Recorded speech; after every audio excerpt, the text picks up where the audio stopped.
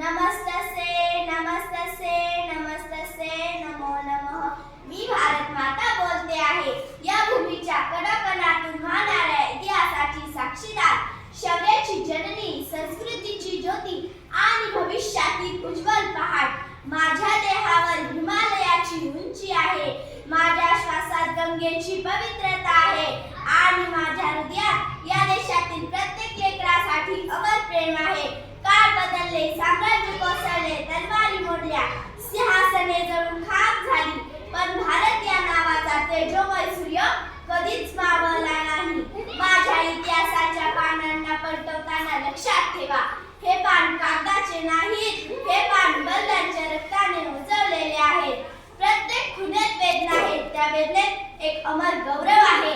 मी त्या मातांची आई आहे, ज्यांनी लेकरांना राष्ट्रासाठी सजवले। मी त्या रयतेची छाती आहे, ज्यांनी संकटाच्या गरजांना छातीशी धरून हसत हसत काळाला हरवले।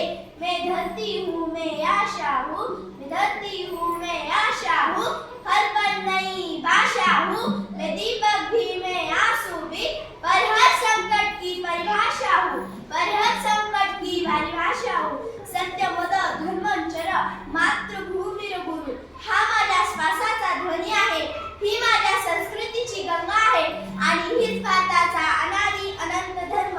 जेव्हा सीमाता नावाने थंडतात, तेव्हा माझ्या हृदयात तुतांचे ढोलांचे नाद उमटतात। जेव्हा शेतकरी कोरड्या जमिनीला स्पर्श करतो, तेव्हा माझ्या नाड्यांतून पावसाचे लेख जन्म घेतात। मी प्रत्येक कष्टात जगते आणि प्रत्येक संघर्षातून पुन्हा उभी राहते।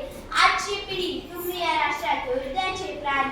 ज्ञान, विज्ञान, मूल्ये, शौर्य, करुणा या 5 दिव्यांनी जेव्हा तुमचे जीवन उजळून निघेल, तेव्हा विश्व पुन्हा एकदा जाणेल की भारत अजूनही विश्वगुरु होण्याची पात्रता धरतो।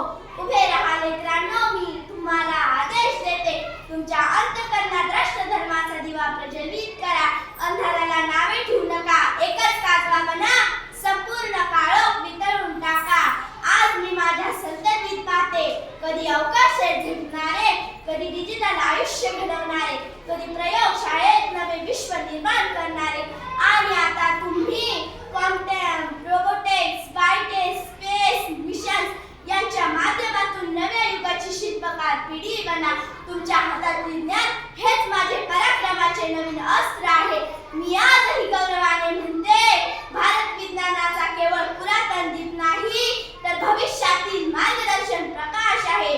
पण लेकरांनो, विज्ञान, शौर्य, बुद्धिमत्ता या सर्वांपेक्षा मोठी आहे